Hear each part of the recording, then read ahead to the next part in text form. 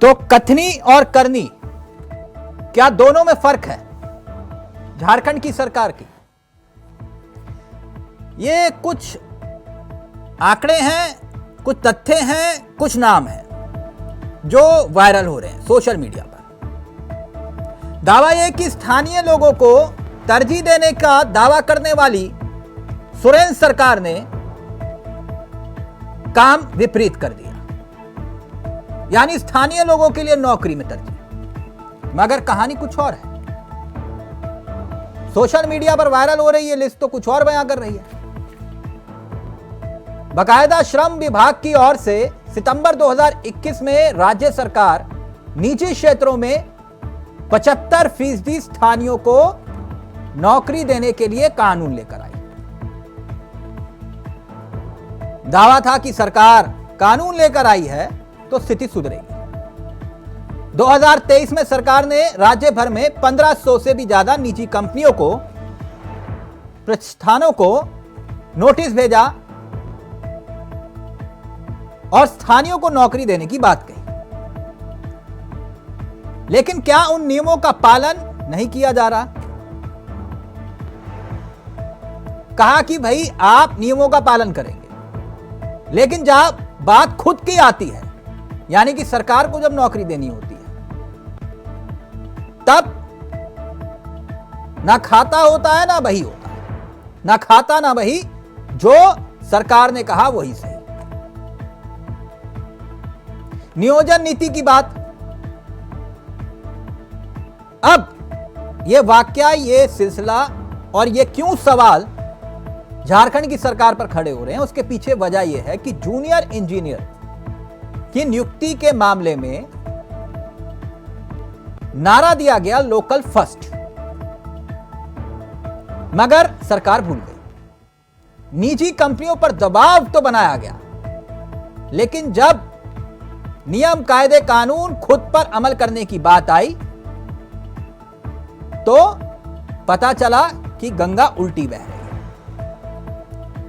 60% से ज्यादा झारखंड के बाहर के लोग हैं, 60% से ज्यादा। ऐसे में बीजेपी भी अब सवाल खड़ा कर रही है, कह रही देख लीजिए कथनी और करनी में फर्क है।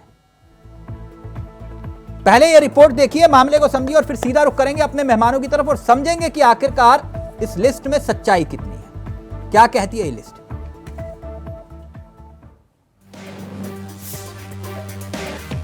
झारखंड सरकार कहती है कि किसी भी नौकरी में स्थानीय लोगों को तरजीह दी जाए। इसके लिए बाकायदा श्रम विभाग की ओर से सितंबर 2021 में राज्य सरकार निजी क्षेत्रों में 75% स्थानीय को बहाल करने संबंधी कानून भी लेकर आई। और तो 2023 में सरकार ने राज्य भर के 1500 से ज्यादा निजी कंपनियों, दुकानों और प्रतिष्ठानों को नोटिस भी भेज दिया था, ये आरोप लगाते हुए कि उन्होंने नियम का पालन नहीं किया। लेकिन जब बात खुद की हो, ना कोई खाता ना कोई बही, झारखंड सरकार जो करे वही सही, क्योंकि इसे लेकर कोई नियोजन नीति ही नहीं है। ऐसा ही कुछ वाकया सामने आया जूनियर इंजीनियर की नियुक्ति के मामले में, जहां लोकल फर्स्ट का नारा देने वाली झारखंड सरकार ये भूल गई कि निजी कंपनियों पर दबाव बनाकर तो नीतियों का पालन करवाया जा सकता है, लेकिन जब खुद की आए तो क्या नियम क्या कायदे। हम तो सरकार हैं, हर तरफ फायदे ही फायदे। अभी हाल ही में जूनियर इंजीनियर का एग्जाम हुआ, जिसमें नगर विकास ने अपने यहाँ नियुक्ति की है। उसकी लिस्ट को देखें तो उसमें 60% से ज्यादा लोग झारखंड के बाहर के हैं। और ऐसे में अब बीजेपी सरकार की मंशा पर गंभीर सवाल खड़े कर रही है।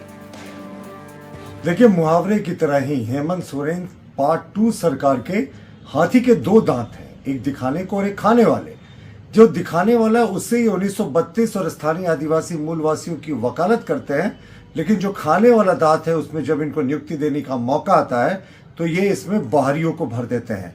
अभी जूनियर इंजीनियर्स का एग्जामिनेशन हुआ था जो स्टाफ सिलेक्शन कमीशन ने लिया था, जो नगर विकास ने अपने यहाँ नियुक्ति की है, उसकी अगर सूची को देखें, सरकार के द्वारा जारी की गई सूची, तो जूनियर इंजीनियर्स के 60% से अधिक पदों पर झारखंड के बाहर के उम्मीदवारों की नियुक्ति हुई है और ये सरकारी आंकड़े बता रहे हैं। तो ये सरकार को अब नाटक बंद करना चाहिए, क्योंकि ये बात करते हैं यहाँ के स्थानीय की 1932 की, लेकिन एक नियोजन नीति भी नहीं बना पाए और नियुक्ति देने की बारी होती है तो इन्हें झारखंडियों की नहीं, दूसरे प्रदेश के छात्रों को प्राथमिकता मिलती है। फिलहाल विपक्ष इस मामले में सरकार को घेर रही है और सवाल कर रही है कि सरकारी नियुक्तियों में अभी तक कोई नियोजन नीति क्यों नहीं है, क्यों इस तरह से स्थानीय लोगों को छला जा रहा है। लेकिन अब तक सरकार इस मामले में खामोश है, अब तक किसी भी तरह का जवाब नहीं आया है। विपक्ष के आरोपों के बाद सरकार की साख पर सवाल उठ रहे हैं। Bureau report, India voice. तो यानी कथनी कुछ और करनी कुछ। क्या है इस लिस्ट की हकीकत? क्या बताएगी सोरेन सरकार? क्या वाकई में बाहरियों को नौकरी देने में प्राथमिकता दी जा रही है या फिर काबिलियत की कमी? तो झारखंड की सरकार की कथनी और करनी में फर्क है। आज सवाल इसी का है, क्योंकि मसला स्थानीयों की नौकरी का है और दूसरी तरफ उनके हक पर डाके का है। सीधा रुख करें, तीनों मेहमान आपकी स्क्रीन पर हैं। आप सभी का बहुत बहुत स्वागत है। प्रतुल जी आपका भी, उदय जी आपका भी और देवल साहब आपका भी बहुत बहुत स्वागत है। तो कांग्रेस, बीजेपी और जेएमएम के चेहरे आपके सामने। प्रतुल सहदेव, आपने भी ये लिस्ट पर गौर फरमाया होगा। इस लिस्ट का आधार और आप लोगों के आरोप, उसमें कितनी सच्चाई है? जरा इस खबर की पीछे की कहानी को समझाइए। देखिए, ये जूनियर इंजीनियर की नियुक्ति का सरकार के द्वारा जो झारखंड स्टाफ सिलेक्शन कमीशन ने एग्जामिनेशन लिया था और जिसका 7 तारीख को जिसका लिस्ट निकला है, और ये 7 मार्च 2024 का झारखंड स्टाफ सिलेक्शन कमीशन के द्वारा लिए गए एग्जामिनेशन का नगर विकास एवं आवास विभाग ने लेटर निकाला है, अपॉइंटमेंट लेटर, जिसमें झारखंड नगर पालिका सेविका संवर्ग के तिलक जूनियर इंजीनियर्स की नियुक्ति 61 जूनियर इंजीनियर्स की नियुक्ति। और इन्होंने क्या कहा था साहब, आदिवासी मूलवासियों की सरकार है यहाँ, जहाँ हम आदिवासी मूलवासियों के लिए 100% नौकरी सुनिश्चित करेंगे और ये सुनिश्चित करेंगे। उस समय बहुत फेमसली इनके पूर्व मुख्यमंत्री हेमंत सोरेन ने कहा था कि सब चीजें बताने की आवश्यकता नहीं होती, लेकिन ऐसा मैकेनिज्म होगा कि बाहरी एक भी व्यक्ति नहीं आ पाए। तिलक इसमें 61 जूनियर इंजीनियर्स की नियुक्ति हुई है। डोल साहब, सच है? और तिलक, मैं पहले 4 आपको खाली पढ़कर सुना देता हूँ, 3 पहले लिस्ट के 61 में से और अंतिम 4 आप खुद समझ जाएंगे लिस्ट में कहाँ कहाँ के नाम है। पहला नाम जो है वो नंदलाल कुमार का है, इनका गृह जिला है समस्तीपुर बिहार। दूसरा नाम है मोहसिन कमल का, इनका है भरूच उत्तर प्रदेश। तीसरा नाम है आशीष कुमार भारद्वाज का, इनका गृह जिला बलिया उत्तर प्रदेश। अंतिम 4 नामों को पढ़े। नीतीश रंजन, इनका गृह जिला नालंदा बिहार। इसके बाद आते हैं शिवम केसरवानी, कानपुर नगर उत्तर प्रदेश। उससे पहले अमित कुमार अमर, ये मधेपुरा बिहार के रहने वाले हैं। अमन चौरसिया, बलिया उत्तर प्रदेश। ये तिलक मैंने आपको शुरू के 3 और अंतिम 4 नाम सुनाए। डोल साहब जवाब दीजिए। 61 लोगों के नाम 61 लोग बाहरी, 39 बाहरी हैं, यानी 66% झारखंड के मूलवासी नहीं। और ये तो वही सरकार थी जो कहती थी कि कोई भी नियम को शिथिल करना पड़े, किसी भी तरीके का हमको इंटरनल आ रहा हूं उदय जी, पहले इंटरनल मैकेनिज्म लाना पड़े। लेकिन नाम सही करिए प्लीज। साथियों को उदय जी का नाम सही करिए, कांग्रेस महासचिव है, प्लीज। तिलक, फाइनली मैं समाप्त मैं कर रहा हूं। ये सरकार, एक मिनट पहले दोयल साहब को चर्चा में ले आऊं। दोयल साहब,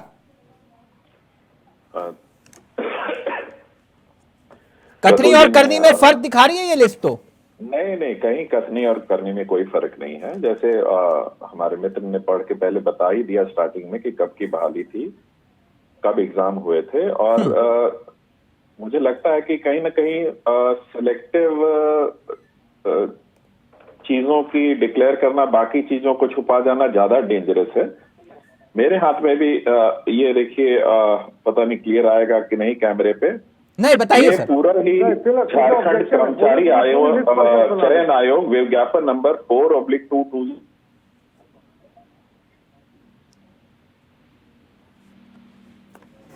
दोहल साहब,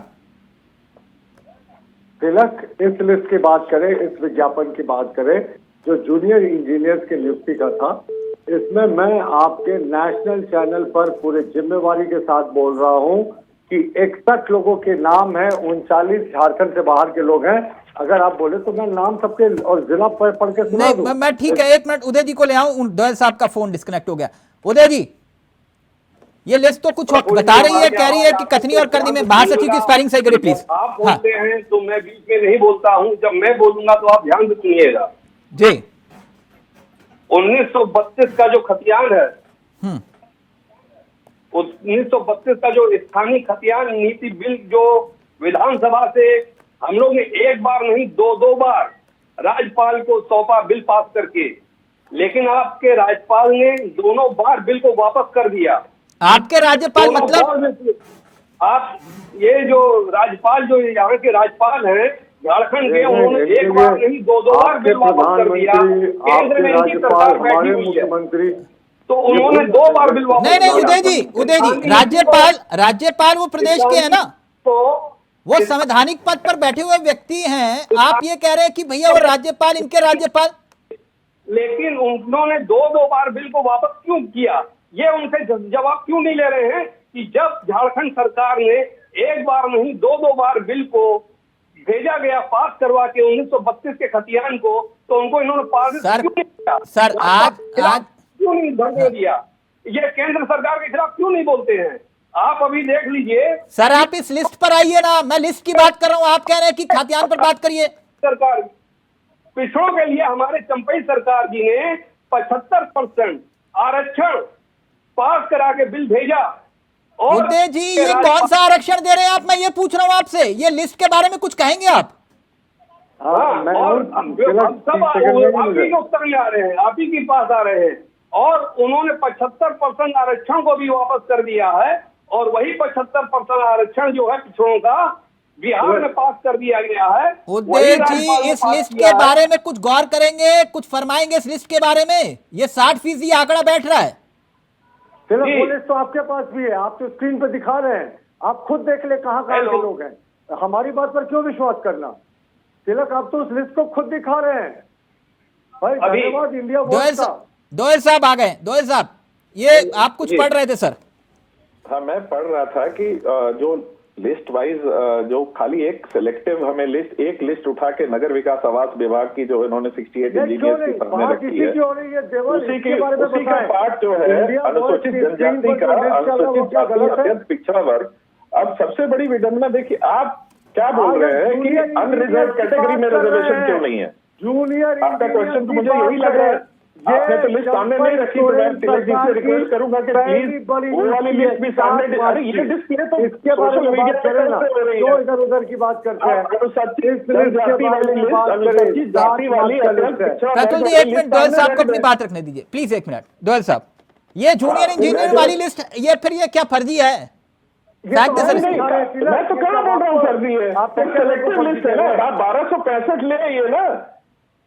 अनुसूचित जनजाति, अनुसूचित जाति, अत्यंत पिछड़ा वर्ग वाली लिस्ट दिखाइए, उसमें कहाँ के लोग हैं? प्लीज हमारे फ्रेंड को बता दीजिए। 39, अगर ये अनुसूचित जनजाति का कैटेगरी दिखा रहे हैं कि अनरिजर्व कैटेगरी की लिस्ट, अनकैटेगरी की लिस्ट, और ये जब एग्जाम का हुआ 2023 में नोटिफिकेशन निकला, उसकी क्वालिफिकेशन निकली, तब तो किसी ने आवाज नहीं उठाई। आज हमने नौकरी दे दी तो ये और बहाना कर रहे हैं। पहले नौकरी नहीं दो तब प्रॉब्लम है, नौकरी दो तब इनको प्रॉब्लम है। क्योंकि ये खुद नौकरी दे नहीं सकते, तो जो जिन्होंने हमने नौकरी दी है उसमें उंगली उठाओ। आप नहीं दोहल साहब, एक मिनट, आप ये कह रहे हैं कि सिर्फ जूनियर इंजीनियर वाली लिस्ट क्यों दिखा रहे हो? नहीं, जूनियर इंजीनियर वाली नहीं, जूनियर इंजीनियर की अनरिजर्व लिस्ट क्यों दिखा रहे हैं? अनरिजर्व लिस्ट दिखा रहे हैं? रिजर्व वाली दिखाइए, रिजर्व का रिजल्ट दिखाइए। नहीं, आप ये कह रहे हैं कि इसमें पैमाना अलग है, वो पैमाना अलग है। नहीं, कोई पैमाना अलग नहीं है। अनरिजर्व में रिजर्वेशन कौन खोज रहा है? मान ले तो इसका एक एक करके प्लीज बोलिए, बहुत गंभीर मुद्दा है। दोयल साहब एक एक करके प्लीज, एक एक करके। अब प्रतुल जी वो एक कह रहे हैं लिस्ट पूरी दिखाओ। एक मिनट दोयल साहब, एक मिनट। प्रतुल जी जवाब दीजिए जो बात दोयल साहब कह रहे हैं।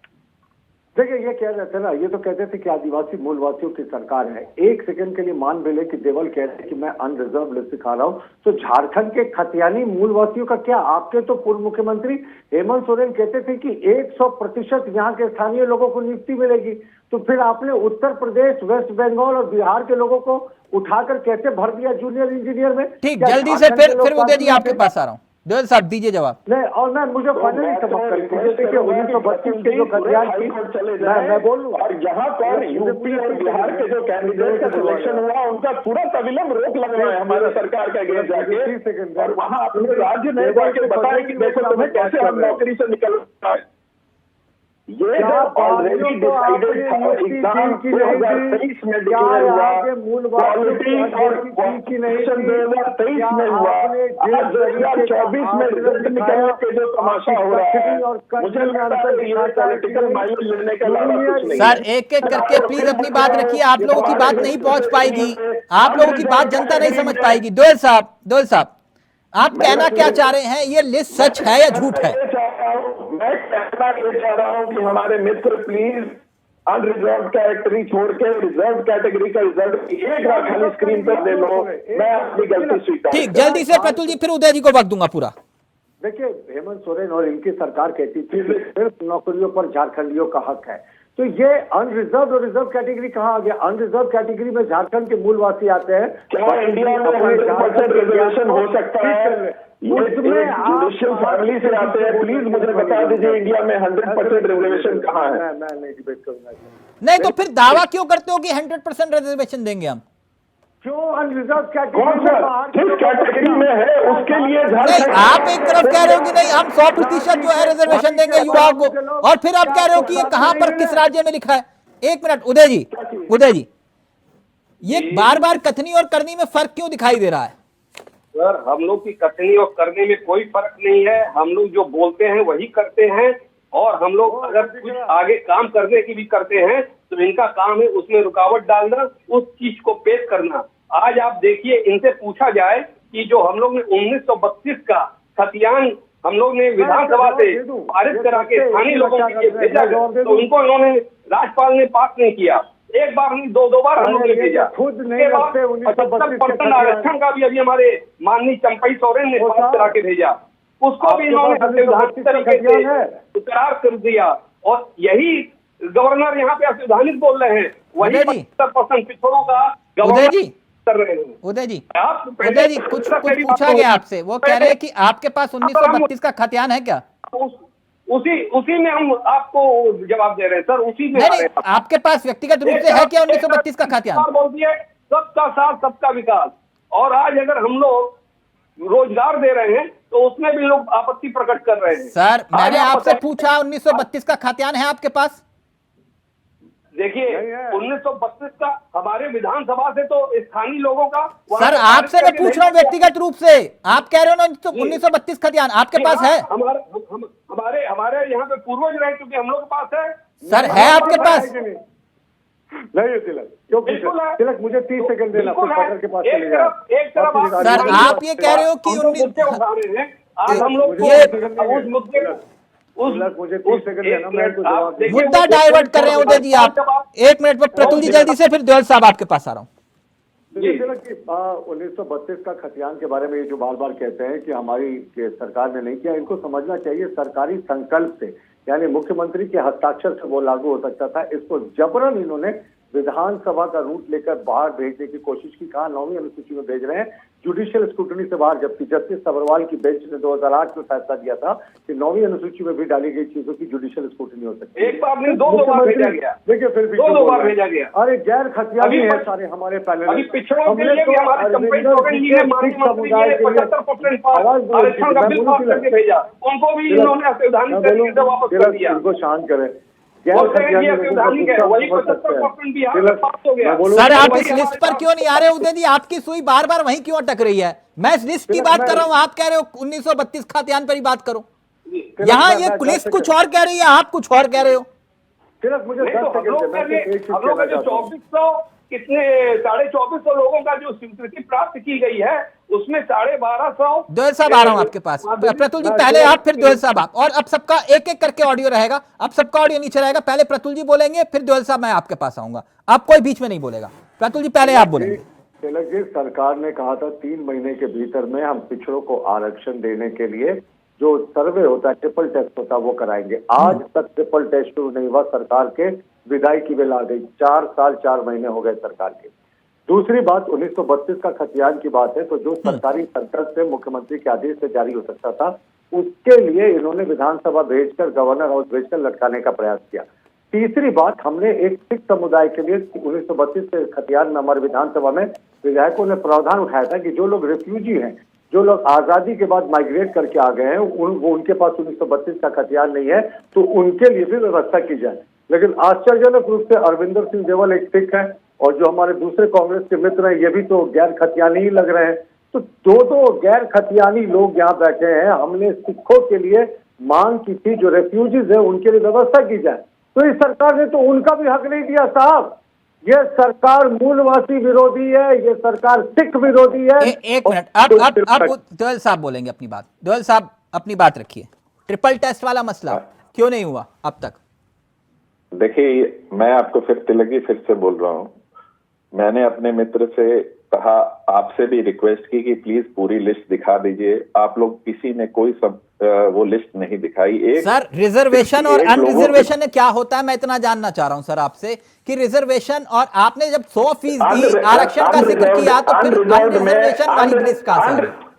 अनरिजर्व में ऐसी कैटेगरी है जिसपे कोई रिजर्वेशन लागू नहीं है। हाँ, जनरल कैटेगरी के लोग। तो फिर ये वाली बात कहां से आई कि 100% आरक्षण देंगे हम? नहीं, कहां से? किसी ने नहीं कहा 100% दे ही नहीं सकते। इंडिया के कानून अलाउ नहीं करता है। तो 100% आरक्षण की आपने ये नहीं कहा था कि 100% आरक्षण देंगे युवाओं को? और सबसे बड़ी बात है, 3rd और 4th ग्रेड में आप किस लेवल की नौकरी की बात कर रहे हैं? हाँ। और दूसरी बात, इस लिस्ट में क्या लिखा हुआ है? गृह जिला। और जब उन्होंने फॉर्म भरा होगा, क्या प्लीज फॉर्म का एक बार फॉर्मेट आप निकलवा लीजिए। उसमें जो क्वालिफिकेशन के लिए रिक्वायरमेंट्स थी, क्या आप प्रेजेंट अभी वो झारखंड के है कि नहीं, नागरिक झारखंड में रहते हैं कि नहीं, और अगर उन्होंने कोई गलत पेपर जमा करके अपना ये पास किया है तो उन पर एक्शन जरूर होगा। पेपर तो सत्यापित होंगे ना। और अगर जो 2023 में नॉर्म्स निकले थे इस फॉर्म में, और उसमें क्वालिफिकेशन का क्राइटेरिया दिया गया था, हाँ। उस क्राइटेरिया को अगर छुपाते हुए गलत पेपर लगा के, जैसे बोल रहे हैं कि नहीं झारखंड का होना चाहिए था, बाहर वालों का हो गया, वो तो पेपर अब जांच होंगे ना। और अगर ऐसी 10 बात सेकंड हुई तो प्रतुल जी, इनकी तो वक्त खत्म हो रहा है। 10 सेकंड आपके पास।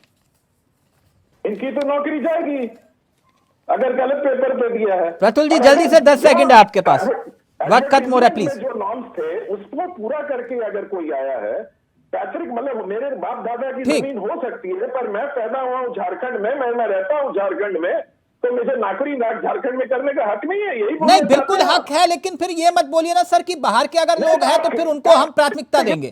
आप किस कैटेगरी की नौकरी की बात कर रहे हैं? प्रतुल जी प्लीज जल्दी से, प्रतुल जी प्लीज जल्दी से। आप एक बात सुनिए, तो कल से IAS IPS का भी लिखवा दीजिए कि सर ये मैंने नहीं कहा, मैं तो कह रहा हूं कि सर सबको हक होना चाहिए, कोई कहीं भी जाकर किसी भी राज्य में जाकर काम कर सकता है। लेकिन आप लोग जब ये मंच पर खड़े होकर दावा करें कि हम प्राथमिकता के आधार पर देंगे, जॉब की कैटेगरी पे देखिए ना। प्रतुल साहब जल्दी से please. Pratul ji phone disconnect हो गया, वक्त नहीं है। Thank you so much. बहुत गंभीर मसला है, क्या वाकई में ऐसा हुआ या फिर नहीं हुआ, और इस बात को लेकर सरकार भी इनकार नहीं कर रही है कि ऐसा हुआ है। खैर मसला गंभीर है। अब स्थानीयता को लेकर जो दावा किया गया, यानी कथनी में और करनी में, क्या वाकई में दोनों में फर्क है? फिलहाल मुझे दीजिए इजाजत। बहुत बहुत शुक्रिया आप सभी का। कथनी कुछ और करनी कुछ, क्या ऐसा ही है या फिर मसला सिर्फ सियासी है? नमस्कार, जय हिंद, जय भारत।